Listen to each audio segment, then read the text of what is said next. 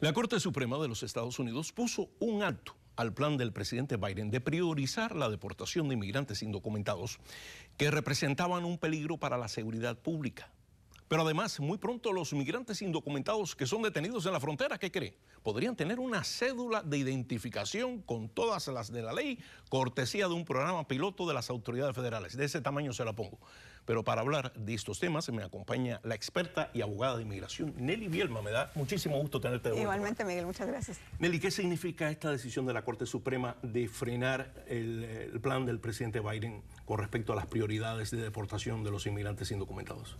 Bueno, lo que se está revisando ahí es de que si se siguió la norma que se tenía que haber hecho, deben haber hecho algo de publicaciones y comentario, y se brincó eso para hacer esta póliza, donde la única prioridad era si puede que sean terroristas, si es sospecha de terrorismo, si tienen algún crimen muy serio o si se les encuentra en la frontera. Sí. Esas eran las únicas prioridades de deportación. Entonces dejaba fuera algunas otras personas con otro récord criminal o con otro problema que debían de ser deportados, y muchos de los agentes no los podían detener, no podían ir a deportación.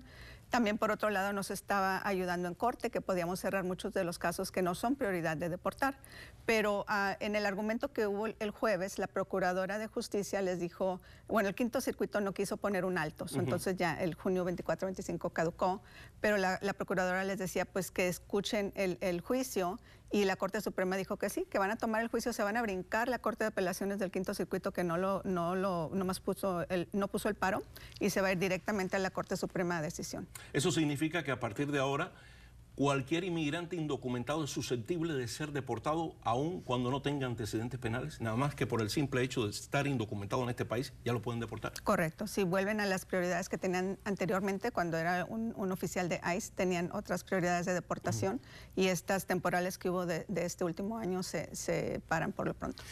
Mencionabas que esto te ha afectado también a ti como abogada de inmigración en cuanto a los casos que tú representas en las cortes, que muchos de esos casos con esta decisión ahora han tenido que ser anulados o suspendidos, ¿no? Así es. Bueno, estábamos pudiendo usar ese memoria de deportación. Y hay personas que no van a calificar para un perdón porque es un nivel muy extremo e inusual lo que se tiene que comprobar de evidencias. No tenían perdida cerrar el caso, y eso lo estábamos haciendo de común acuerdo por estas directivas, porque hay ahorita 1.6 millones de casos para corte esperando, entonces cerrando los que pues quedamos de común acuerdo. Pero ahora ya que cambió esto con lo de la Corte Suprema, no se pueden hacer esos acuerdos, solamente ya es cada uno la discreción individual en cada caso. ¿Pero qué va a pasar con esas personas que estaban pendientes de comparecer en corte para recibir un perdón, agilizar sus trámites? Entonces, los casos continúan. Sí. Los que se llegaron a cerrar fue porque les convenía a ellos que se cierre, que no reunían los requisitos, las evidencias y cosas así. Pero los que no, pues continúan también para su juicio. Hay informaciones con respecto a que comenzaron las deportaciones rutinarias en las cortes de inmigración. No aquí en Texas, pero en otros estados como California. O sea, que un inmigrante indocumentado se presenta en la corte y cuando llega a su cita de inmigración lo está esperando ICE, los agentes, y lo deportan. ¿Qué información tienes al respecto? He oído algo así, pero eso sería en casos donde la persona ya tiene una orden previa de deportación y se hace lo que se llama un reinstatement, se vuelve a reinstituir esa orden que ya estaba firmada por un juez, o un expedited removal. Eso es cuando puede pasar. De otro modo, todas las personas tienen su derecho, su due process de tener una audiencia de frente a un juez. Como ya te imaginarás, esto ha creado mucho pánico. Hay personas que dicen, no, yo no voy a la cita mía a la Corte de Inmigración. Si llego y me van a deportar, no me voy a presentar. ¿Tú le recomendarías a una persona que tiene una cita en una Corte de Inmigración que no vaya?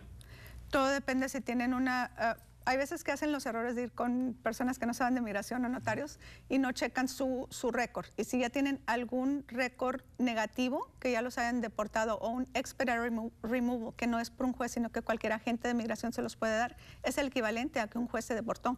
Entonces muchas veces los mandan a oficinas de migración y ya traen el boleto de deportación. Conclusión, quiere decir que si tú compareces a tu corte, a tu cita de inmigración en la corte, como inmigrante indocumentado, no vas a correr el riesgo de que te deporten. O sea, no por el hecho de que tú vayas ya me van a deportar, es en ciertos casos. No es en la corte, sería en las oficinas de migración. Sí, porque en la corte todavía puede uno apelar, aunque pierde el caso, no, los van a esposar ahí acabando de la corte. Pero en las oficinas de migración, si yo voy, creo que, voy a hacerme residente hoy, pero espérate, checo tu expediente, tú ya habías sido deportado. Ok, papito, aquí está la orden de deportación, sí. Te están esperando. Bien, para terminar, cédulas de identificación para inmigrantes indocumentados que serán otorgadas de acuerdo a un plan piloto. ¿Qué sabes al respecto? El Congreso está pidiendo $10 millones para aprobar este plan piloto y se llama iSecure Docket Card y creo que es algo bueno porque lo que hemos visto es que nada más sale la gente así con un papelito cuando están procesando a alguien para migración o para el asilo y es muy fácil cambiar y dárselo a otra persona o que alguien lo hostiguen y le quiten ese documento. Y lo que va a ayudar yo creo que también es en el procesamiento, porque todas las entidades están como, les falta de un 15 a 20% de personal. Entonces están muy atrasados, se va a llevar menos papeleo, va a tener un access, un QR code y van a poder con eso viajar. Yo a veces que iba y pedía, me pueden dar algo con una foto, porque esa persona salió de detención, va a ir a Nueva York y no tiene ni foto, o sea, con que no tienes cómo cruzar para llegar a tu destino. Pero un momento, ¿viajar dentro del país? Del país. ¿O viajar nada más que cuando tengas que presentarte ante las autoridades federales de inmigración? ¿O quiero ir a California a visitar al tío? ¿Se vale? Una vez que entras en un proceso de deportación que te vas a presentar con un juez, ya puedes viajar en todo Estados Unidos. Aun cuando todavía no se ha procesado tu caso, o sea, te dimos una cédula de identificación. Eso no quiere decir que tú estás legal ni tienes residencia legal en este país. Correcto. Si no están detenidos, se supone que están vinculando y tienen que tener modo de identificar, de saber y también ahí tener la información de la corte, ¿verdad? Porque así cambian las fechas como les avisan. Y también lo han hecho, tengo entendido, porque muchas personas que ingresan por acá no traen ningún tipo de documentación. Entonces, ¿cómo tú compruebas que eres Juan y no Pedro? Correcto. O eres Juana y no su hermana. Así es. Sí, hay mucho fraude. Yo creo que esto va a evitar el fraude. Mucho fraude. Principalmente eso último que mencionas. Nelly Bielma, abogada de inmigración.